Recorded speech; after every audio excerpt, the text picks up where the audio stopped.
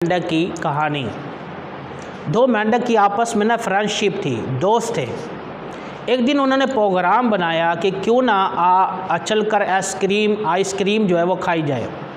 Ice cream खाने के लिए वो रवाना हुए और एक फैक्ट्री की तलाश की। चलते चलते वहाँ पर पहुँचे। फैक्ट्री के अंदर दूध उबल रहा था। बाद जगह केमिकल डालकर ठंडा करने के लिए वो रखे हुए थे और बड़े बड़े कढ़ाई, बड़े बड़े जो है उसके अंदर दूध उबल रहा था बर्तनों में।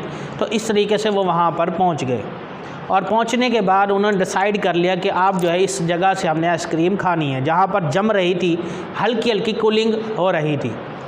तो दोनों मेंढक ऊपर चढ़े और चढ़ने के बाद उसमें छलांग लगा दी और दोनों ने अपने पेट भर कर जो है आइसक्रीम को अच्छी तरीके से खाना खाया।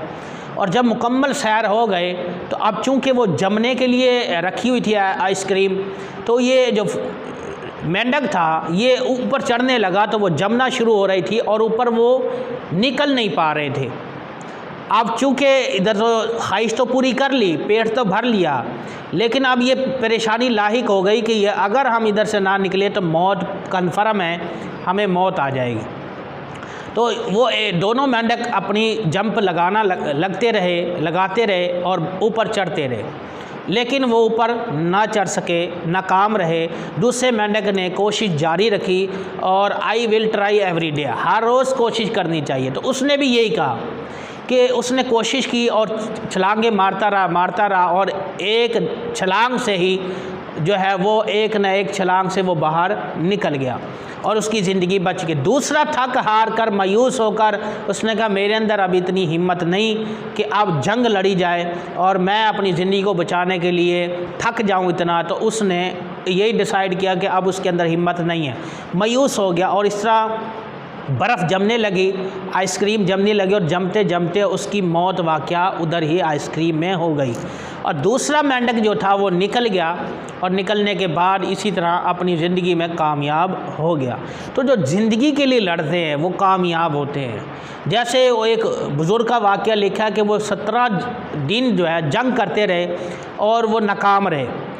तो आप हार कर आकर बैठे तो देखा कि कीड़ी जो है वो ऊपर चढ़ती है, फिर नीचे गिरती है, फिर चढ़ती है, फिर नीचे गिरती है और 17 मरतबा ऊपर चढ़ने में वो कामयाब हो जाती है।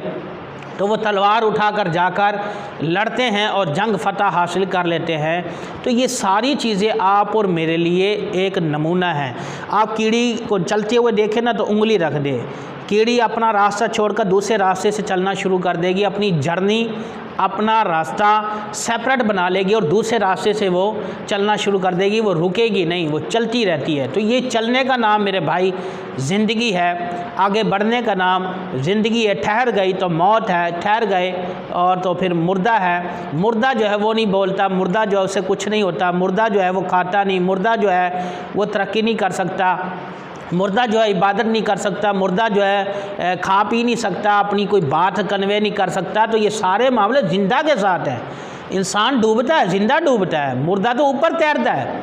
तो अर्ज़ करने का मतलब ये है कि इस वाक़ये से आप अपने आप को मोटिवेशन करें, आगे बढ़ें, कोशिश करें।